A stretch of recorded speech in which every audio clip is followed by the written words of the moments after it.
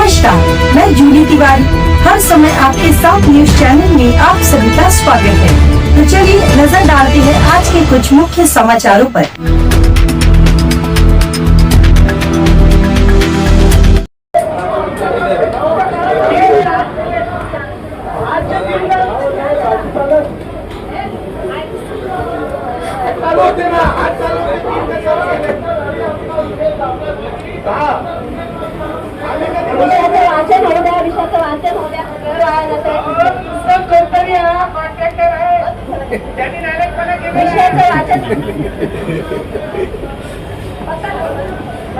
राजू वालेकर के सवाल पर बवाल, आवाज दबाने की साजिश। अमरनाथ पालिका में माइक बंद होने पर शिवसेना का हंगामा, मेगाफोन से गूंजी सभा। अमरनाथ नगर पालिका की विशेष आम सभा में उस समय जबरदस्त हंगामा खड़ा हो गया जब शिवसेना के नगर सेवकों ने आरोप लगाया कि उनका माइक जानबूझकर बंद कर उनकी आवाज दबाने की कोशिश की गई। माहौल इतना गर्मा गया कि एक नगर सेवक मेगाफोन लेकर सीधे सभागृह में पहुंच गए और उसी के जरिए अपनी बात रखनी शुरू कर दी। इस अनोखे विरोध के चलते पूरी सभा में अफरा तफरी का माहौल बन गया। मिली जानकारी के मुताबिक सभा में शिव मंदिर सौंदर्यीकरण परियोजना से प्रभावित नागरिकों के मुद्दे और शहर में कचरा समस्या जैसी दो अहम विषयों पर चर्चा होनी थी। पहले मुद्दे पर चर्चा के दौरान कई अनधिकृत जगहों का मुद्दा उठाया गया, लेकिन किसी भी स्थान का स्पष्टीकरण नहीं हो सका। इसी दौरान शिवसेना के नगर सेवकों ने आरोप लगाया कि चर्चा के समय उनके माइक बंद कर दिए, जिससे वे अपनी बात ठीक से नहीं रख पाए। शिवसेना के वरिष्ठ नगर सेवक राजेंद्र वालेकर और अन्य नेताओं ने इस पर कड़ा विरोध जताया। नगर सेवक विकास सोमेश्वर ने सीधे मेगाफोन लाकर सभा में अपनी आवाज बुलंद की, जिससे स्थिति और अधिक तनावपूर्ण हो गई। शिवसेना के नगर सेवकों का कहना था कि ये लोकतांत्रिक प्रक्रिया के खिलाफ है और उनकी आवाज को दबाने की साजिश की जा रही है। वहीं प्रशासन की ओर से सफाई देते हुए कहा गया कि माइक में तकनीकी खराबी थी, जिसे जल्द ठीक किया जाएगा। इसी बीच भाजपा की ओर से शिवसेना के रवैये की निंदा की गई और कहा गया कि बिना एजेंडे के मुद्दे उठाकर सभा का समय बर्बाद किया गया। लगातार बढ़ते विवाद और हंगामे के कारण अंततः सभा को स्थगित कर दिया गया।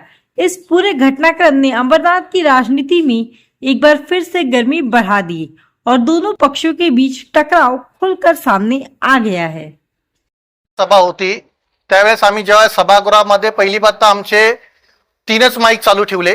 आमच्या राजकीय दृष्टिकोनातून राजकीय हित संबंध कुठेतरी वाईट करण्यासाठी ज्या पद्धतीने आम्ही मागच्या वेळेस अध्यक्ष मॅडमला सांगितलं होतं की मॅडम कमी की 8 माईक किंवा संपूर्ण सभागृहाचे माईक चालू ठेवण्यात यावे आणि आमच्या नगरसेवकांचा आवाज कुठेतरी दाबण्यासाठी 3च माईक यावेळेस चालू ठेवले. तर अध्यक्ष मॅडमला विचारतो, अध्यक्ष मॅडम बोलतात का आम्ही त्या ठेकेदाराला बोलवलं होतं, आता आमच्याकडे फंड नाहीये. फंड नाही हा विषय सभागृहाचा नाहीये. आतापर्यंत 3 सभा झाल्या, 3 सभेच्या वेळेस तिन्ही सभेच्या वेळेस आमचे माईक बंद ठेवले जातात. त्यावेळेसही आता आम्ही संपूर्ण सभा आमचे गटनेते होते, अब्दुलभाई होते, सदा पाटील होते, सर्वजणांनी आम्ही त्यांना सांगितलं की मॅडम गेल्या वेळेसही सभागृहाचे माईक बंद आहेत आणि ह्यावेळेस तर 3 माईकावर आले. आता त्यावेळेस पहिले 8 होते, आता 3 माईकवर. म्हणजे आमचा सभागृहाचा राजकीय दृष्टिकोनातून आमच्या नगरसेवकांचा प्रश्न ज्या पद्धतीने आम्हाला उपस्थित करायचे असतात त्या उपस्थित करता येत नाही आणि आमच्या नगरसेवकांचे आवाज कसे दाबले जावा त्या दृष्टिकोनातून 3 माईक फक्त चालू ठेवले गेलेले. काय नेमकी मागणी असणार आहे? याच्या पुढे जर माईक सगळे चालू नाही ठेवले तर याच्या पुढची पण सभा आम्ही होऊ देणार नाहीये.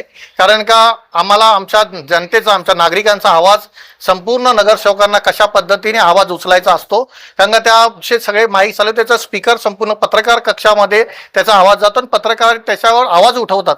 त्या दृष्टिकोनातून आमचा हा विषय आजचा सभागृह तहकूब करण्यात आलेला आहे. दुसरा पहिला जो विषय होता चर्चेचा जे बाधित नागरिक आहेत प्रकल्पग्रस्त आहेत त्यांच्या पुनर्वसनाचा, त्यावर काय नेमका निर्णय झाला?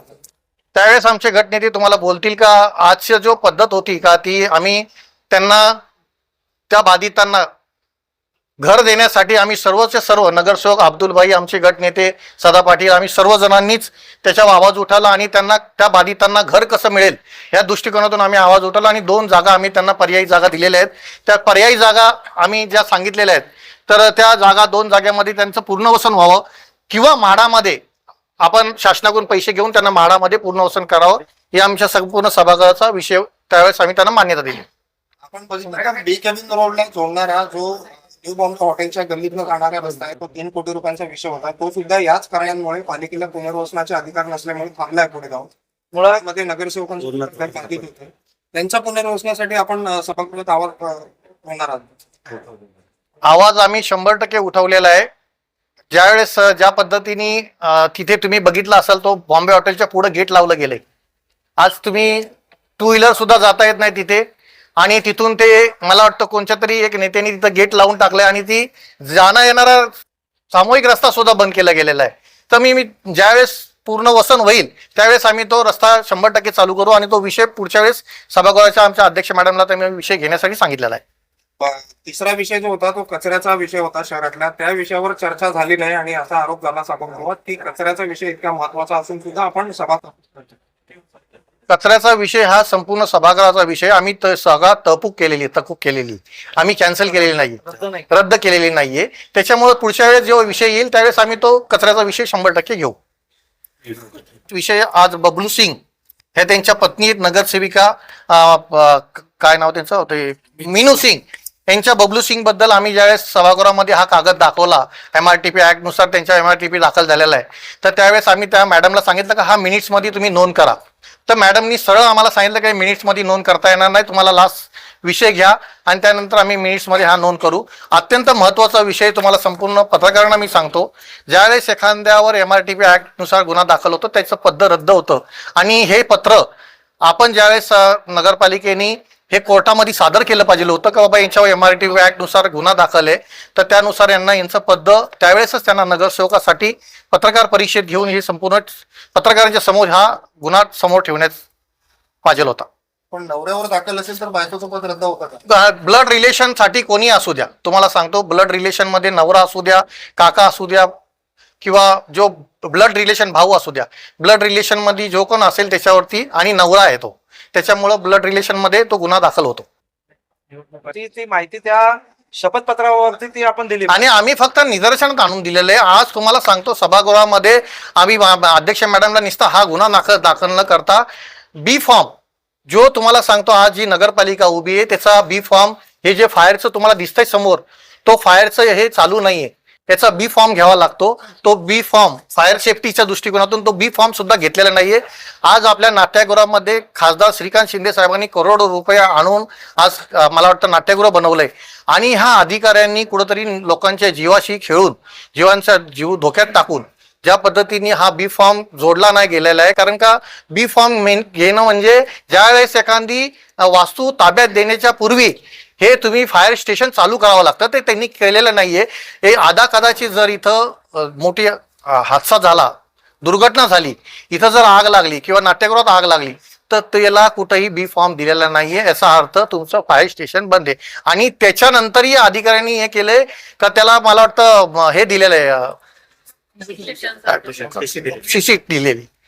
सगळ्यात मोठं महत्वाचं गोष्ट तर हे चीफ ऑफिसरांचं काम आहे, सीसी दिलीच नाही पाहिजे त्यांना. तर एवढंच आम्ही सभागृहाच्या कारवाईची कोणावर मागणी केली आपण? आम्ही तडवी साहेबांवर केलेली आहे. संबंधित अधिकारी जे आहेत त्याच्या ज्या खात्याचे त्यांच्यावर मी हे करेल का त्यांच्यावर कारवाई करण्यात यावी. ऑफिसच्या बाबतीत नगराध्यक्षांकडे आपण नाही मागणी करणार आहात? हो आम्ही पत्राद्वारे करणार आहात आणि नगराध्यक्ष मॅडमनी सांगितलं की पुढच्या वेळेस हा विषय चर्चेसाठी ठेवण्यात यावे, त्यासाठी तुम्ही पत्र द्या. तर आम्ही पत्र देऊन पुढच्या वेळेस सभागृहासमोर हा विषय मांडणार आहोत. वाणिज्य साहेब आता म्हणाले काय आपलं मत आहे? नक्कीच आज जी विशेष सभा आयोजित केली होती त्यावेळेस गेल्या ज्या मीटिंगमध्ये सन्मान्य सदस्यांनी जे काही प्रश्न उपस्थित केले होते त्याचे मिनिट्स जाणीवपूर्वक ते वगळण्यात आले आणि ते मिनिट्स म्हणजे मिनिट्स न देण्याचं कारण म्हणजे त्यावरती झालेले आरोप असतात अधिकाऱ्यांवर असोत किंवा एखाद्या नागरिकांचे प्रश्न उपस्थित केल्यानंतर त्या संबंधितांवरती झालेले आरोप असतात. मग ते कुठेतरी दाबण्याचा प्रयत्न आज विरोधकांकडनं झाल्यामुळे आजची सभा आणि तसेच आता हे सर्व सदस्य जे लोकप्रतिनिधी म्हणून ज्या वार्डातून निवडून आलेले आहेत त्या वार्डाचा विकास करण्याकरिता त्यांचे प्रश्न मांडण्याकरिता गेल्या सभेमध्ये त्यांनी 8 माईक जाणीवपूर्वकच चालू ठेवले होते. आता त्यांची आज ते 8 वरून त्यांची माईक संख्या फक्त 3 आहे. त्याच्यामुळे आमचा आवाज कुठेतरी दाबण्याचा प्रयत्न विरोधक करत आहेत. त्याच्यामुळे आज आम्ही या सभा तहकूब केलेली आहे. प्रशासनाला पाठीशी घालण्याचा प्रयत्न होतो असा तुमचा आरोप आहे का? नक्कीच, कारण झालेल्या ज्या चुका आहेत प्रशासनाकडनं, आता ह्या बिल्डिंगला ही जी वास्तू उभी राहिली आहे याला कम्प्लिशन सर्टिफिकेट त्या कॉन्ट्रॅक्टरला देण्यात आलेलं आहे.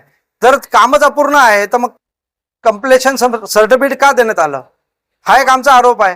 कारण इथे जर एखादी दुर्घटना घडली, जर एखाद्या सभागृहात किंवा एखाद्या केबिनला जर आग लागली तर साधी इथे फायर स्टेशन सुद्धा जी कार्यान्वित नाहीये. मग अशा अवस्थेमध्ये इथे एवढे नागरिक येतात, आपापल्या प्रभागातील समस्या घेऊन येतात, पण त्या अशा वेळेस त्यांचा सेफ्टी काय आहे? आपण नागरिकांचा अपमान केला सभा तहकूब करून असं नगराध्यक्ष हे ते काही आरोप करतील. मुळात विषय समजून घ्या साहेब तुम्ही, की सर्व पत्रकारांना तेच आमचं म्हणणं आहे की आमचा आवाज दाबण्याचा ते प्रयत्न करत आहेत. त्याच्यामुळे आम्ही सभा तहकूब केलेली आहे आणि आम्ही सभा रद्द केलेली नाही, सभा तहकूब केलेली आहे. कचऱ्याचा विषय पुढच्या सभेत येईल का? नक्कीच येईल.